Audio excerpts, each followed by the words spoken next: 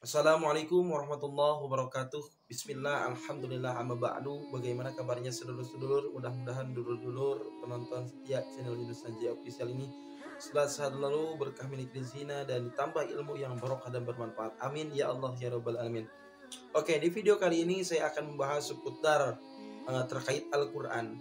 Karena ada salah seorang inisial SP, beliau mengatakan bahwa Al-Quran adalah ciptaan Nabi Muhammad, karangan Nabi Muhammad.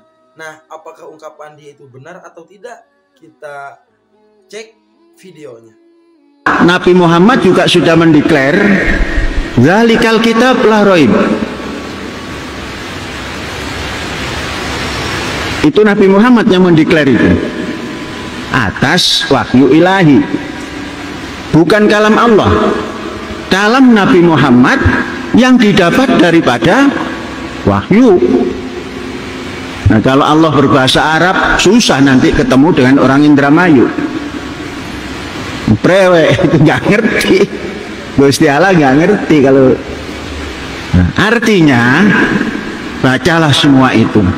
Ketua Majelis Ulama Indonesia Indramayu KHM Syatori angkat bicara soal kegaduhan Ponpes Al Zaitun lantaran ponpes tersebut sangat menyimpang dari syariat Islam.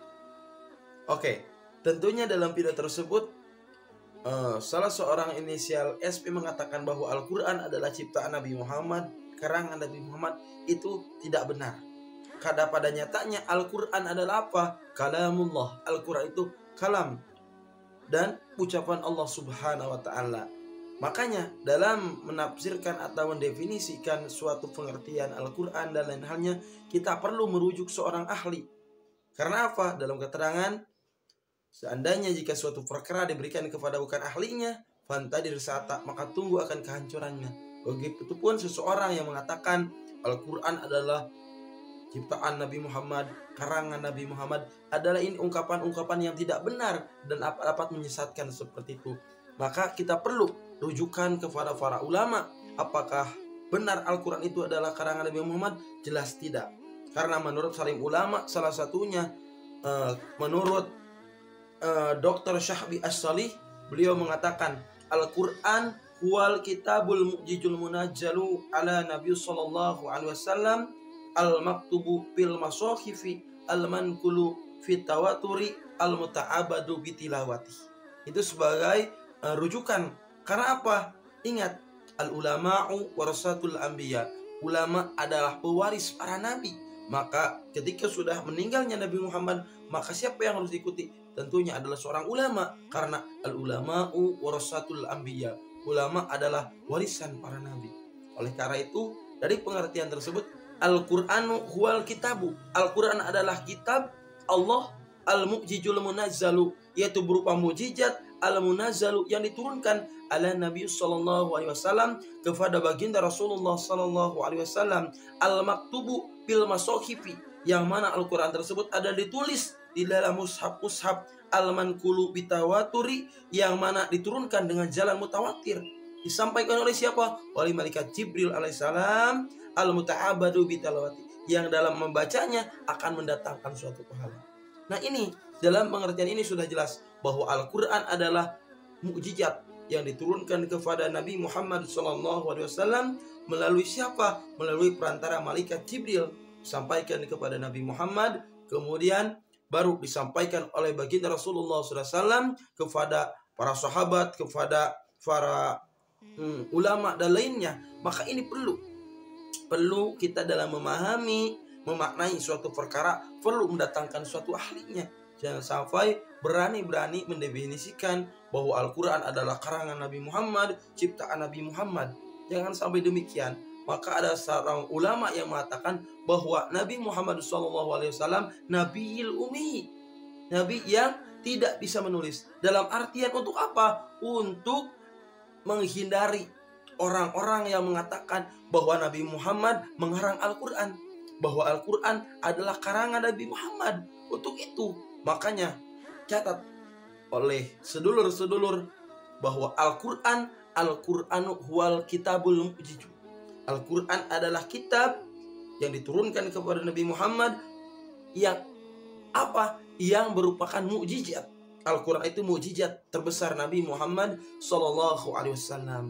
Oke, jadi harus dicatat sedulur-sedulur. Jangan sampai sedulur-sedulur mudah tergoyah dengan provokasi, dengan ungkapan-ungkapan yang tidak benar seperti itu. Karena ini dapat menyimpang dan dapat menyesatkan umat. Maka catat sedulur-sedulur, perhatikan. Harus bersungguh-sungguh dalam mempelajari, memahami berbagai ilmu.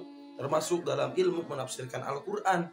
Yang sampai serta-merta seenak jidatnya saja menafsirkan Al-Quran, tapi harus dibarengi dengan ilmu, baik ilmu nahuknya, sorobnya, bayannya, manteknya, ma'aninya, bilaghahnya, dan lain sebagainya. Ini penting dalam memahami menafsirkan Al-Quran.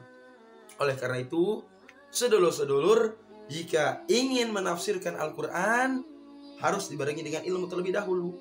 Oleh karena itu, kalau ingin membaca Al-Quran dengan benar dan tafsirannya, maka ikutilah ulama. Seperti halnya contoh baca kitab tafsir Jalalainnya, karya siapa? Karya Syekh Jalaluddin As-Sayuti dan Syekh Jalaluddin Al-Mahali. Baca tafsir Al-Maraghinya, baca tafsir Munirnya. Nah ini, agar apa? Agar tidak salah dalam memaknai dan memahami isi teks Al-Quran. Jangan serta-merta berani menafsirkan Al-Quran dengan seenak jidatnya. Ini sangat-sangat berbahaya sedulur-sedulur. Dan tentunya didik anak-anak sedulur untuk apa? Untuk selalu mencintai Al-Quran. Karena dalam suatu keterangan hadis, qala Nabi sallallahu alaihi wasallam, baginda Rasulullah sallallahu alaihi wasallam mengatakan dalam suatu hadis, ajarilah anak-anakmu 3 perkara.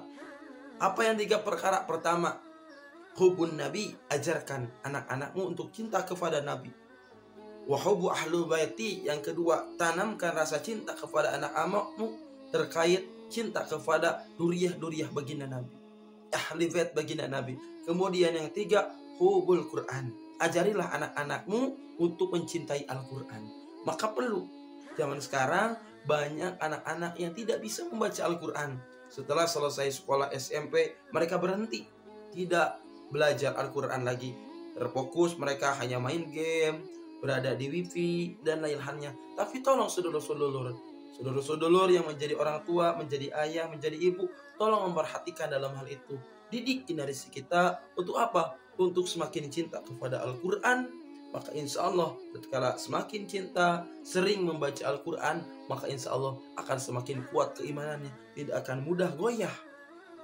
Itu salah satu tugas dari seorang tua. Bahkan dalam keterangan hadis yang lain dalam kitab Tambihul Ghafilin, min haqqil walad alal walid, salah satu asya, hak bagi seorang anak dan kewajiban bagi orang tua, di antaranya salah satunya ada 3 perkara.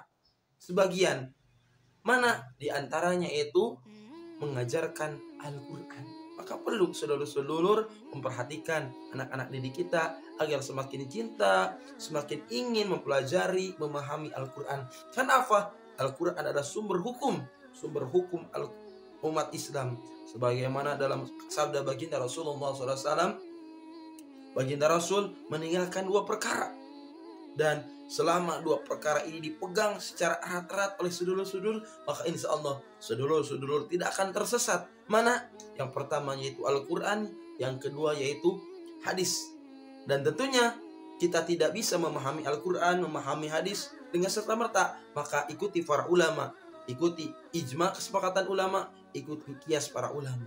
Ini saudara-saudara harus diperhatikan. Tidak lain dan tidak bukan agar hidup kita lurus, ikuti Al-Quran.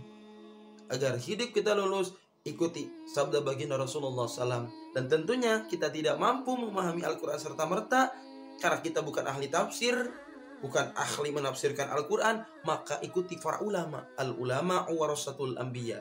Ulama ada warisan para nabi. Maka ikuti apa? Pendapat-pendapat ulama. Karena ulama memiliki kredibilitas, keahlian dalam bidangnya.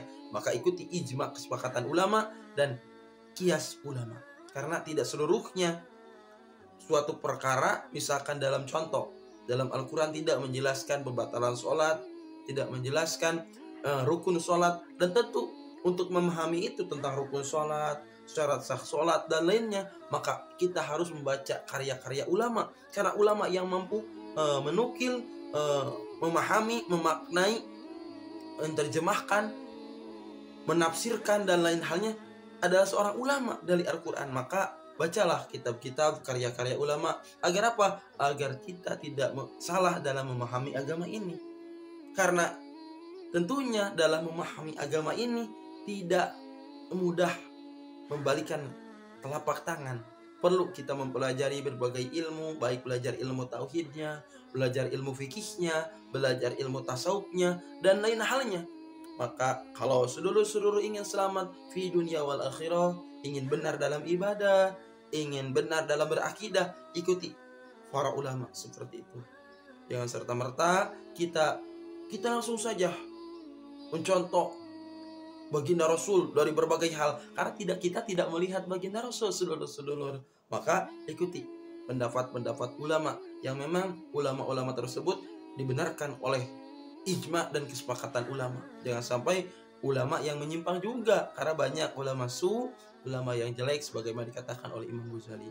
Maka ikutilah ulama, salah satunya ulama akidah Ahlus Sunnah wal Jamaah, sedulur-sedulur.